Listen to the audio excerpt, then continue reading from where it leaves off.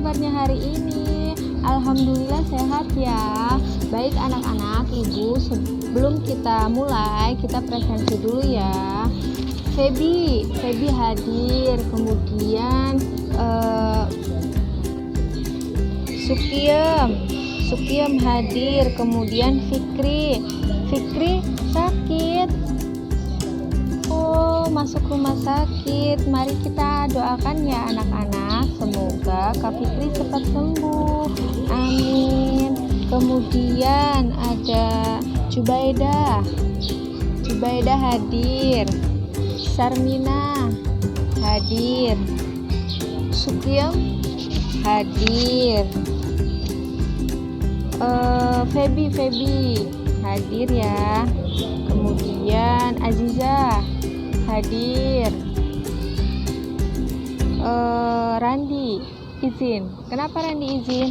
Oh, ada acara hajatan. Oke. Nah, presensi sudah. Maka sebelum belajar ada baiknya kita berdoa terlebih dahulu supaya pembelajaran kita di pagi hari ini bisa berjalan lancar dan anak-anak juga suka dan semoga nanti ilmunya bisa tersampaikan. Amin. Sebelum pembelajaran dimulai, ada baiknya kita membaca doa menurut keyakinan dan kepercayaan masing-masing. Berdoa mulai.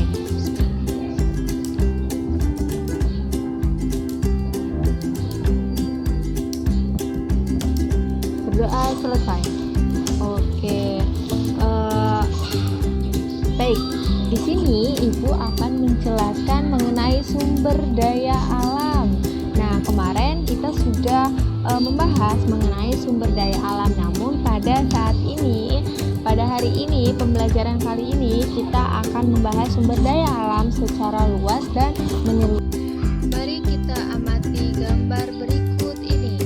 Apa ini anak-anak? Ya betul, ini adalah gambar pohon canggu.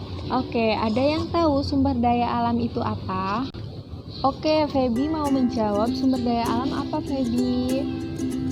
Nah, betul sekali, sumber daya alam itu contohnya itu seperti air, tumbuhan, tanah, hewan, sinar matahari, angin, dan panas bumi. Betul sekali. Namun di sini ibu akan menambahkan sedikit mengenai pengertian sumber daya alam. Nah, di sini ibu akan menjelaskan pengertian sumber daya alam dalam memenuhi kebutuhan hidup. Nah, makhluk hidup tentunya sangat tergantung pada kekayaan alam di bumi, kekayaan alam yang ada berwujud sehingga dapat diolah oleh manusia. Contohnya itu seperti tumbuhan, hewan yang ada di bumi yang bisa diolah oleh manusia. Sedangkan untuk sumber daya alam yang tidak perlu diolah oleh manusia, jadi dia bisa diolah langsung, itu seperti cahaya matahari, kemudian minyak bumi, dan masih banyak lagi. Nah, pada intinya sumber daya alam itu adalah semua bahan yang ditemukan oleh makhluk hidup di bumi dan bisa diolah dan dimanfaatkan oleh kehidupan atau keberlangsungan hidup manusia di bumi. Nah, di sini juga ada sumber daya alam yang tidak akan habis karena dapat diproduksi kembali. Kualitasnya, kuantitasnya, dan kualitas sumber dayanya tergantung pada manajemennya, pada pengelolaannya. Nah, contohnya itu seperti air, tumbuhan, tanah, hewan, sinar matahari, angin, panas bumi, dan lain-lain, masih banyak lagi. Pohon kaktus, yaitu ini adalah salah satu contoh tumbuhan yang ibu bawa. Nah, di sini pohon kaktus yaitu berfungsi untuk menyerap air karena pohon kaktus ini bisa hidup lama tanpa adanya air.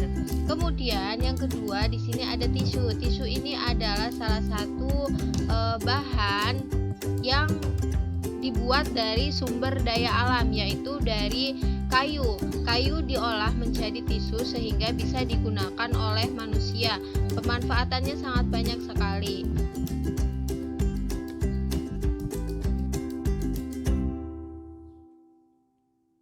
Sedangkan Sedangkan untuk bahan sumber daya alam yang akan habis diproduksi dan tidak dapat diproduksi kembali, itu contohnya seperti bahan mineral, logam mulia, minyak bumi, batu bara, dan gas alam, sumber daya alam yang tidak akan habis. Sumber daya alam itu selalu tersedia secara berkelanjutan. Sifatnya, persediaannya tidak pernah habis, tetapi manusia itu sendiri yang bisa menentukan jika ingin sumber dayanya terus berkelanjutan, maka kita harus bisa menjaga sumber daya itu dengan baik dan benar, tidak merusak sumber daya alam yang ada di bumi. Jadi kita harus tetap melestarikan sumber daya itu agar bisa selalu tumbuh dan selalu memenuhi kebutuhan hidup kita di bumi. Nah, sumber daya alam hayati atau biotik itu bisa disebut dengan tumbuhan, hewan, makanan yang sifatnya makhluk hidup. Sedangkan untuk non-biotik atau non-hayati itu tidak makhluk hidup, seperti misalnya batuan, tanah, logam, kemudian air, angin, barang tambang berdasarkan penggunaannya. Nah, berdasarkan penggunaannya, sumber daya alam penghasil bahan baku digunakan untuk menciptakan benda lain dengan nilai guna yang lebih tinggi, misalnya hasil hutan dan lain-lain. Sumber daya alam penghasilan energi digunakan energinya untuk memasak, menggerakkan kendaraan atau mesin industri, misalnya bahan bakar minyak, batu bara, gas alam, dan lain-lain. Nah, ini ada penyebab sumber daya alam tidak merata. Sumber daya alam yang dapat diperbarui dan tidak dapat diperbarui. Prinsip pemanfaatan sumber daya alam.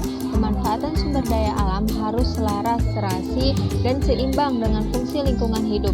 Dalam hal ini diperlukan adanya ekonomi efisiensi dengan memperhatikan hubungan ekologis dan mengurangi kerugian bagi keberlangsungan pembangunan maupun ekosistemnya. Nah, sampai di sini ada yang mau ditanyakan mengenai pengertian sumber daya alam dan lain-lain, ciri-ciri dan penjelasannya. Ibu tunggu ya, kalau ada yang mau bertanya silahkan anak-anak. Oke, Sarmina, ada yang mau ditanyakan? Apa?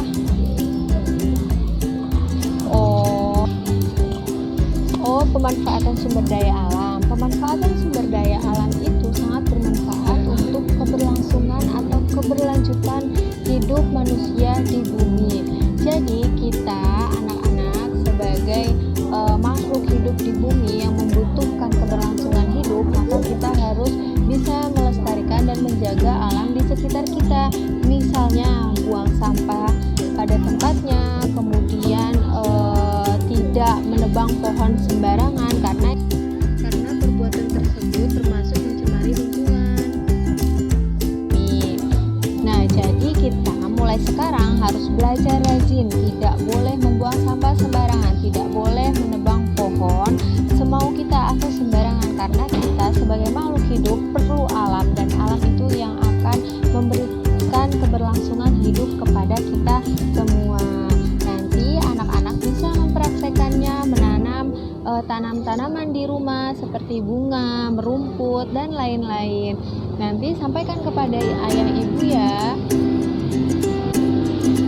Baik, mungkin pembelajaran kali ini sampai di sini dulu ya anak-anak. Ada yang mau ditanyakan lagi? Tidak ada, dirasa cukup. Mungkin pembelajaran selanjutnya kita akan praktek, yaitu kita akan di alam bebas untuk melihat sumber daya